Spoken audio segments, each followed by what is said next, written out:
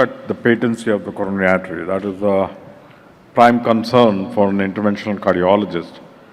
But it's often that we see that in spite of a good patency of the coronaries, we find that there is still a severe LV dysfunction, myocardial viability is lost, and patients don't do well.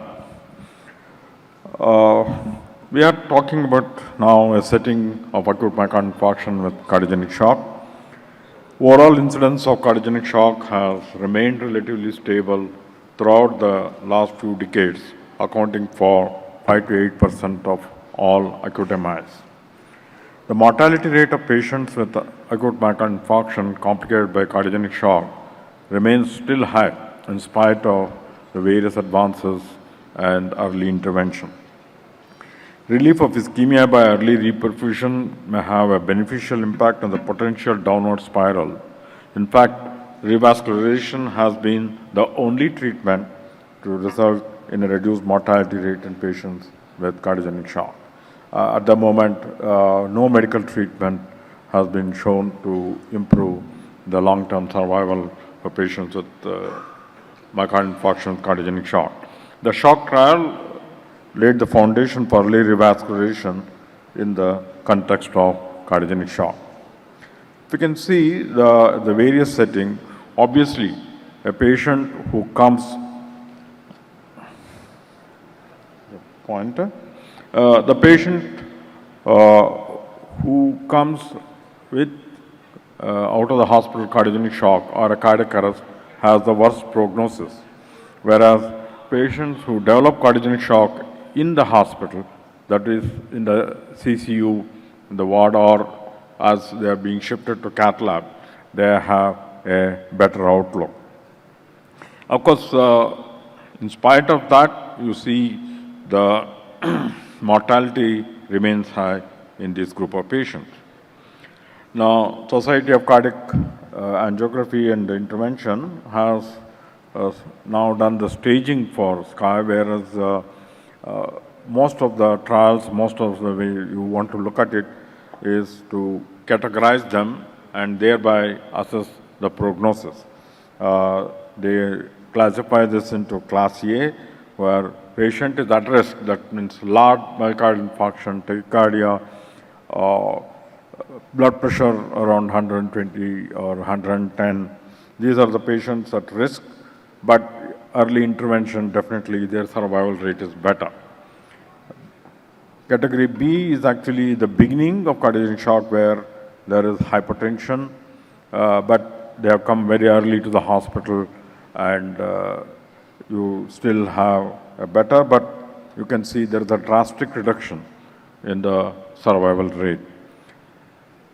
C is the classic cardiogenic shock with hypertension, reduced urine output, and tachycardia and all signs of shock where the prognosis is quite bad.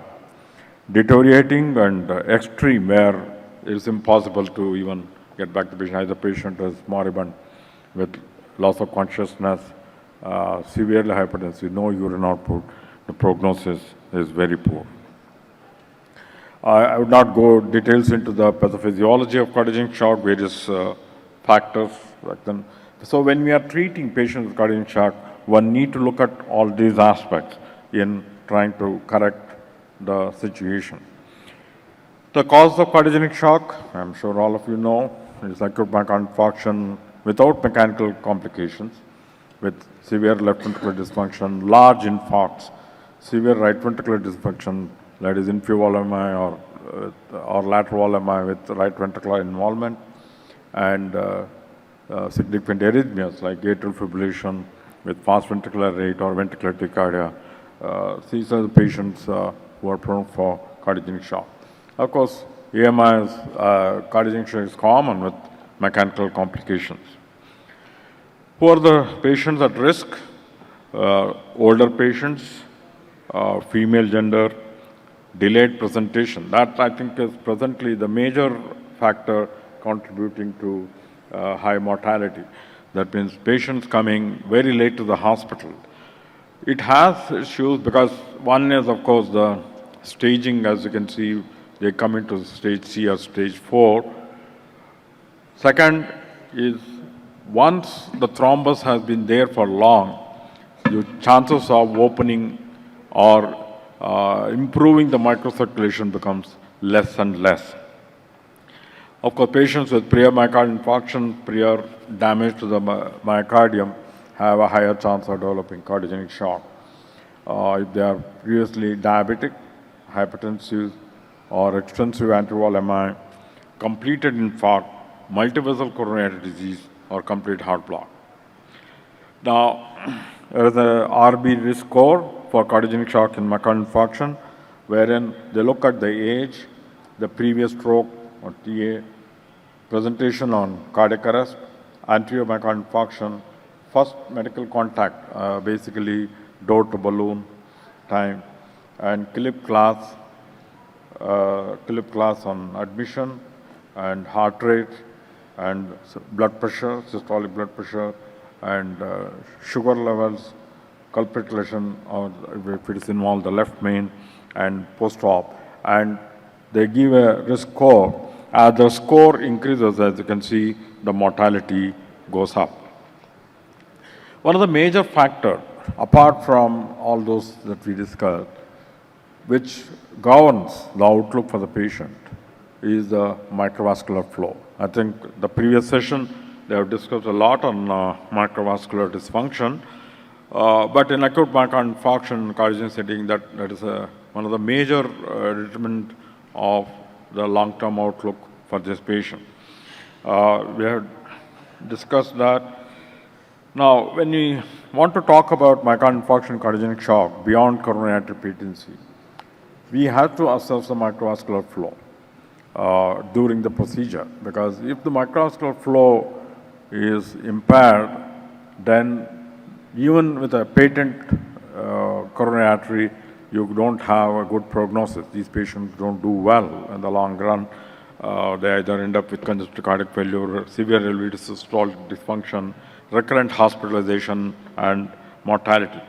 I'm sure various tests have been done. One of the important tests on the bedside we can do immediately is electrocardiogram.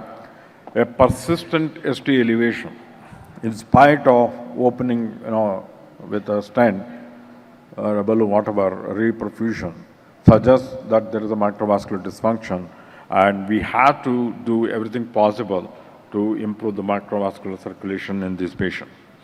Of course, classically, we look at TIMI flow, but TIMI flow is more subjective. It could vary with interpretation. TIMI frame count is also being considered, and all the others, various things we have envisaged, have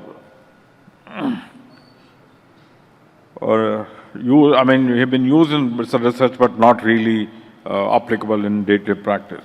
When we talk about the management, it has to be preventive, general, procedural, pharmacological, mechanical support, and management of mechanical complications.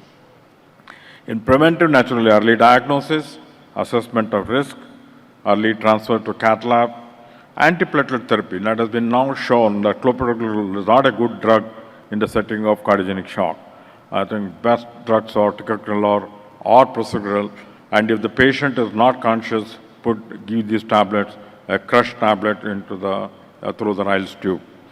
If it is a very high-risk patient, it's better to give injection cangrelor. It's available in India. It's expensive, but it is an excellent antiplatelet drug in an emergency. Heparin should be given before patient being transferred to the labs so that to reduce the propagation of thrombus. High-dose statins have been also shown, not only in stabilizing the membranes as well as improving the microvascular circulation. And of course, proteomics not practicable, where we can assess the proteins, specific proteins to see whether it's prone. Adequate fluid management, oxygenation, acid-base correction, renal function management, inotropes. Of course, now it has been shown that noradrenaline is better than dopamine in the SOAP2 trial. And noradrenaline with dobutamine is better. Dobutamine with dopamine better. dopamine should be the last drug to be used. But when you use these drugs, use it in a smaller doses. High doses again cause renal dysfunction and problem. Vasopressin, milrinone, and leucimidine have been tried, but mixed results. We had to wait for some more data. Radial access is better than femoral access. Direct stenting is better. Nominal pressure stent deployment than high pressure stenting, because then chances of distal embolization are less. Avoid post-stent high pressure balloon dilatation. You can use thrombectomy if there is a large thrombus burden. There is, of course, there's a lot of debate with the culprit vessel versus multi-vessel angioplasty during the acute setting. But European Society of Cardiology, as well as most of us practice culprit lesion angioplasty followed by with in-hospital. That means before discharge, clear the remaining things. Yeah, just 2 minutes. Of course, these also have been discussed already, how other procedural things, ischemic conditioning, remote ischemic conditioning, distal protection devices, therapeutic hypothermia, hyperoxemic reperfusion, and intracoronary implantation of bone marrow progenitor cells have been all tried.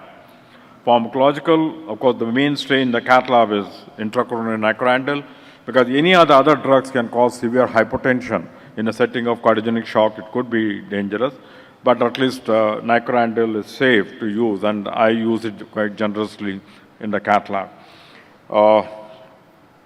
And of course, mechanical circulatory support devices. We have the time-tested IABP, then we have Impella device, we have ECMO, we have ventricular assist device, various. None of them have been really so far shown. Of course, Impella device and ECMO have shown to are better than IABP, but they have a lot of vascular complications and bleeding complications. So at the moment, these Ramesh, are more to get the patient out of the cath lab into can the you CC. summarize, sir? Yeah, I'm just. So as of now, ranitidine has shown to alter the prognosis for the patient in the long term. But I think as a bailout procedure, they are excellent devices. Thank you.